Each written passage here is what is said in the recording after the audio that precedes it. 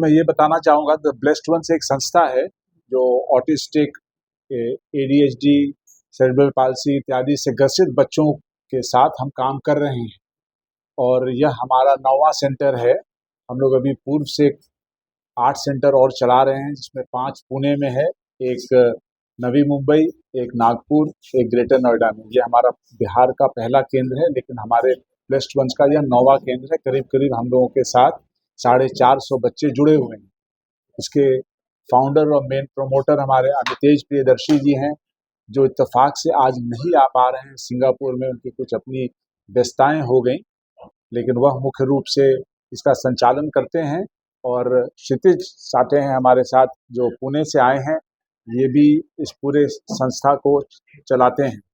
तो यह संस्था हम लोग पार्टनरशिप में कोशिश कर रहे हैं कि हम लोग की भी संसाधन सीमित है, तो हम लोग अब चाहते हैं 7 सेंटर अपने खुद चलाए ब्लेस्ड वंस की ताकत से। अभी हम लोग पार्टनरशिप में भी जो अच्छे लोग हैं जो जुड़ना चाहते हैं, उनके साथ जुड़ करके हम और इसका विस्तार करना चाहते हैं और चाहते हैं कि अन्य कोनों में भी पहुँचें। अभी हम हैदराबाद के लिए भी हम लोग की बातचीत चल रही है, पटना में भी हम दूसरा केंद्र स्थापित करेंगे। अगर यह केंद्र से सफलता हुई और लोगों को इससे लाभ हुआ, तो हम दूसरा केंद्र स्थापित शीघ्र करने की कोशिश करेंगे। हम लोग का मुख्य यह है कि एक तो अवेयरनेस करें, लोगों में अवेयरनेस नहीं है। हम लोगों ने पाया है कि बच्चे में जब यह डिसऑर्डर नोटिस होता है पहले बार, और वो डॉक्टर के पास एक्चुअली डिटेल जांच के लिए जाते हैं, तो करीब 3.5-4 साल का गैप रहता है। बहुत लोग को यह भ्रमित कर दिया जाता है कि नहीं, कुछ बच्चा देर से बोलता है, कोई बच्चा देर से रिएक्ट करता है, और यह कह के हम रुके रहते हैं। उसके बाद जब यह जानकारी भी होती है, तो बहुत पेरेंट्स में, अभिभावकों में यह एक भावना हो जाती है कि हमें इसे लोगों को नहीं बताना है, हम लोगों के साथ कोई पाप हो गया है, हमने कुछ गलत किया है। बट हम लोग यही प्रचार करना चाहते हैं, नहीं, आप ब्लेस्ड वंस हैं, ईश्वर ने आपको चुना है ऐसे बच्चों की देखभाल करने के लिए और उसको एक मेन स्ट्रीम करने के लिए।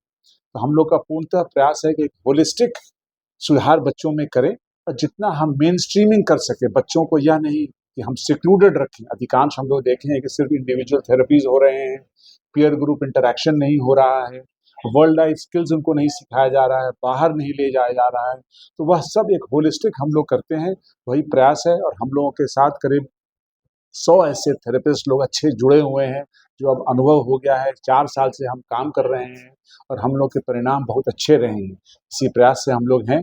और तकनीकी बात तो जो है हमारे साथ क्षितिज है। आपसे एक सवाल और है कि बिहार की राजधानी पटना में ये 9वां सेंटर है ब्लेस्ड वन का, तो क्या लगता है कि बिहार के जो पेरेंट्स हैं उनके लिए द ब्लेस्ड वन की तरफ से कितनी बड़ी पहल है, उनको कितना बेनिफिट मिलेगा इस सेंटर से? मैं यह स्पष्ट करना चाहूँ कि बिहार हम लोग क्यों भी चुने, क्योंकि हमारे पुणे और नागपुर और मुंबई केंद्र में भी हम लोगों ने देखा कि करीब 20-25% से अधिक बच्चे जो हैं बिहार से ही हैं। बहुत पेरेंट्स से बातचीत भी हुई, तो बहुत लोगों ने अपने आप को रिलोकेट किया वहाँ पर कि बच्चों का ट्रीटमेंट करना है। एक तो कुछ लोगों की भावना यह थी कि हमको अपने रिश्तेदारों को, अपने दोस्तों को नहीं बताना है कि हमारा बच्चा इससे ग्रसित है। उस मेरे सिंड्रोम से वो अपने आप को बहुत कुंठित महसूस कर रहे थे। और दूसरा है कि यहाँ उस प्रकार का एक होलिस्टिक उनको नज़र आ रहा था कि हम लोग को नहीं मिलेगा। लोग तो ऐसे भी हैं जो छोड़ करके, नौकरी छोड़ करके आए और वहाँ बैठ करके यह काम कर रहे हैं बच्चों के साथ। हम लोग का बहुत ही इंक्लूसिव प्रोग्राम है, जिसमें हम चाहते हैं कि बच्चे के माता पिता, उनके अभिभावक भी हम लोग के साथ जुड़ें और यहाँ समय बिताएं। ऐसा नहीं कि ला के स्कूल की तरह छोड़ गए और चले गए, ताकि कंटिन्यूटी मेंटेन रहे। यहाँ जो हम सिखाए, यहाँ जो बताए, उसकी जानकारी पेरेंट्स को भी हो और पेरेंट्स घर में भी उसको कंटिन्यू कर सकें, ताकि यह एक होलिस्टिक हो सके हम लोग का। तो इसलिए मैं मानता हूँ कि यहाँ हम लोग को करीब अभी तक 130 क्वेरीज आए हैं, लोगों ने जानकारी प्राप्त की है जिनके बच्चे इससे अफेक्टेड हैं, उसमें कुछ है। अब कितने टर्न अप होते हैं यहाँ आते हैं, उससे हम लोग को फर्क नहीं है, बट हम लोग यहाँ 10, 15, 20 भी आएंगे। और हम लोग का भी श्योर है करीब करीब 15-20 तो हम लोग के साथ रजिस्टर हो रहे हैं, और उनका परिणाम देख के बाकी लोग जुड़ेंगे।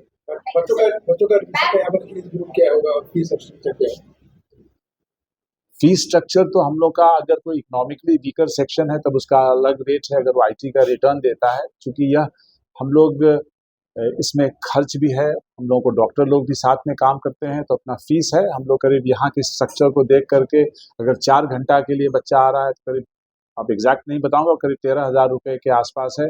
अगर 8 घंटे बच्चा यहाँ रहेगा, उसका केयर हम लोग करेंगे, तो वो करीब 24,000 के आसपास है। और अगर इंडिविजुअल थेरेपी कर रहा है तो पर आवर करीब 600 रुपये है, जबकि हम अमूमन देख रहे हैं कि यहाँ करीब 2000 रुपये प्रति घंटा इंडिविजुअल थेरेपी का है। तो हम लोग का प्रयास है कि हम लोग सेल्फ सस्टेनेबल को मुनाफा कमाने के लिए व्यवस्था नहीं कायम की गई। स्कूल एजुकेशन से जुड़े रहे हैं कॉलेज में, स्कूल में, तो स्कूल में हमने देखा कि बहुत सारे बच्चे वैसे हैं जो आते हैं लेकिन स्ट्रीम लाइन में नहीं आ पाते हैं। बहुत सारे LKG UKG तक आके फिर छोड़ देते हैं, उनके पेरेंट्स भी उनके साथ नहीं रहते हैं, तो चले जाते हैं, छोड़ के चले जाया करते थे। तो उसके बाद हम लोगों ने सोचा प्लस वन से जुड़े, तो लगा कि यहाँ पे हमको चलाना चाहिए, उनको सपोर्ट करना चाहिए, और हम लोग घर में हैं तो उनके साथ आए हैं। वो आएंगे, पेरेंट्स हमसे कांटेक्ट कर रहे हैं, वो मिलेंगे, और कुछ लोगों ने ज्वाइन भी किया है यहाँ पे। मैम एक बात बताइए, बिहार में नौमा सेंटर जैसे आपने बताया कि नौमा सेंटर यहाँ पर खुले हैं, क्या परसेंटेज होगा इस तरह की मेडिकल चैलेंज और स्पेशल चाइल्ड की बात करें तो हम लोग गार्जियन छुपाते हैं इस बात को? हाँ, छुपाते हैं लेकिन इनकी संख्या लगातार बढ़ रही है। 10 साल से बहुत बढ़ गई है इनकी संख्या, और वो छुपा रहे।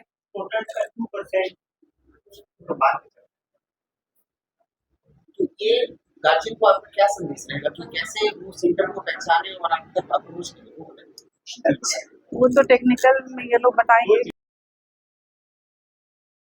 मैं जो पुणे में है तब से लेके आज ब्रांच के उद्घाटन में मैं रहा हूँ। हमने 2 और प्रोडक्ट लॉन्च किए हुए हैं। अभी जो बच्चे सेंटर पर नहीं आ सकते, यहाँ के 40, उनको पता है कि उनके बच्चे में चैलेंज है और उनको थेरेपी की जरूरत है, जहाँ पे थेरेपिस्ट रजिस्टर, थेरेपिस्ट को वो उनका स्लॉट बुक करे और थेरेपी पाए। लिखा हुआ क्या थेरेपी हुई करने वाला प्लान मिलेगा, 3 महीने का मिलेगा। दी है उन पालकों के लिए जो पास में नहीं रहते। करेक्ट, वो तो, और वो 3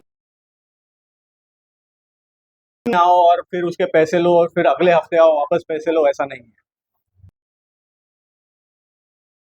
करके एक प्रोडक्ट लॉन्च किया है, उसका QR आपका बाहर हमने लगाया। बच्चे जो होते हैं वो, कई बच्चे बोल नहीं पाते, उनको अपना एड्रेस नहीं पता है, अपना फोन नंबर नहीं पता है। अगर वो बिछड़ जाए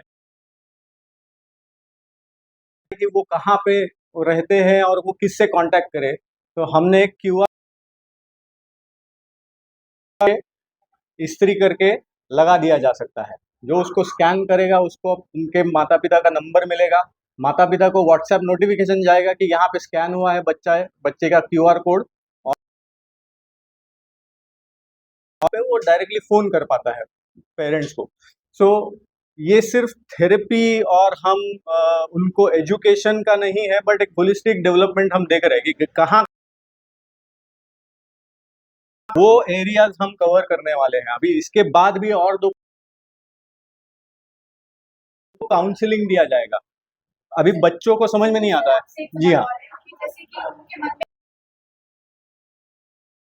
में भी लगता है कि अगर हमने ये बात किसी को बताई तो वो हमारे बारे में एक अपना क्या कहते हैं माइंड कॉन्सेप्ट चेंज कर देते हैं। तो आर्टिस्टिक पेरेंट्स है, जो स्पेशल नीड पेरेंट्स है, उनके लिए उनके मिथ को और बाकी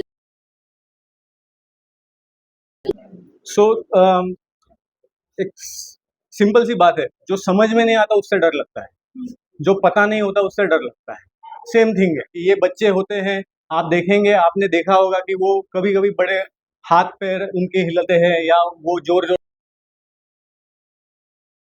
हम उनसे डरते हैं। मगर हमारा जो प्रोग्राम इंस्टाग्राम पे हमारे कम से कम 50 के फॉलोअर्स है, अमितेश सर जी के उससे भी ज्यादा, कि ये बच्चों को कैसे ट्रीट किया जाए। उनको अगर आप ना कि डरे, मगर उनको संभले, उनको समझने की, वो उनके ही नियंत्रण के लिए वो कर हार्म करने के लिए नहीं कर रहे हैं, वो शांत रखें। तो वो समझाना और वो बताना हमारा जो सोशल मीडिया का चैनल है उस पे हम कंटिन्यूअसली काम करते रहते हैं। हमारे जो थेरेपिस्ट है वो अलग अलग वीडियो बनाते हैं, हमारा यूट्यूब चैनल भी है, वहाँ पे भी वो इंफॉर्मेशन दी जाती है।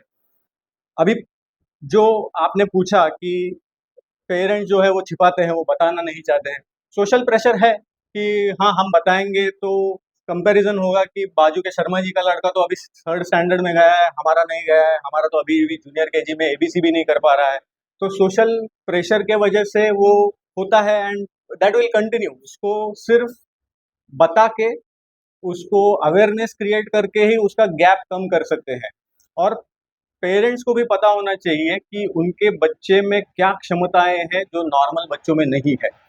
अगर आप शाम को आप आइए, 5 बजे हमारा एक प्रोग्राम है जहाँ पे कार्तिक और देवांश, ये दो जो न्यूरो डाइवर्स बच्चे हैं, वो गाना गाने वाले हैं। एक सारेगामापा के मंच पे जाके 5 बार गा चुका है, दूसरा जो है वो इंडिया को रिप्रेजेंट करने दुबई गया था ऑटिस्टिक इवेंट में, और वहाँ पे इंडिया का रिप्रेजेंटेशन करके गाना गा चुका है। तो ये क्षमता तो मेरे बच्चे में भी नहीं है। और यहाँ पे अगर मैं कहूँ तो जो कोई आया हुआ है उनके बच्चे भी इतना ऊपर तक नहीं पहुंच पाए होंगे। सो उनकी क्षमताएं वो बच्चों की क्या है उसको परख के, जैसे हम नॉर्मल बच्चों पे मेहनत करके उनको पढ़ाते हैं, उनको ट्यूशन ले जाते हैं, क्लास ले जाते हैं, उसी तरह इन बच्चों में जो कलाएं हैं उसको प्रोत्साहन देके आप देखिए, नमस्कार, वो कमाल कर जाते हैं। मैं डॉक्टर आशीष, मैं एक ऑक्यूपेशनल थेरेपिस्ट हूँ और मेरा जो स्पेशलाइजेशन है वो पेडियाट्रिक्स में ही है। जो भी हमारे न्यूरो डाइवर्स बच्चे हैं उनके रिगार्डिंग जो आप लोग यहाँ बात कर रहे हैं, autism, ADHD, down syndrome, CP, dyslexia, ये सारी चीज़ों के लिए मेरा स्पेशलाइजेशन है। और यहाँ का जो देश है, ब्लेस्ड वन के साथ तो मैं बहुत पहले से जुड़ा हुआ हूँ। अंकल, बुआ हमारे मेंटर हैं, इनसे अक्सर बातें होती थी। फिर अंकल ने इनिशिएट किया कि हाँ, ये जो चीज़ें बाहर हो रही हैं उसको बिहार में क्यों नहीं कर रहे हो, हम लोग बिहारी हैं, बिहार में क्यों नहीं कर रहे हो। जैसे अंकल बताए भी कि यहाँ के पेरेंट ही बाहर गए। तो कोर टीम से मैं जुड़ा था तो अक्सर पूना, मुंबई, हर जगह हमारा जाना होता था क्योंकि ब्लेस्ड टीम से हम लोग जुड़े हुए हैं।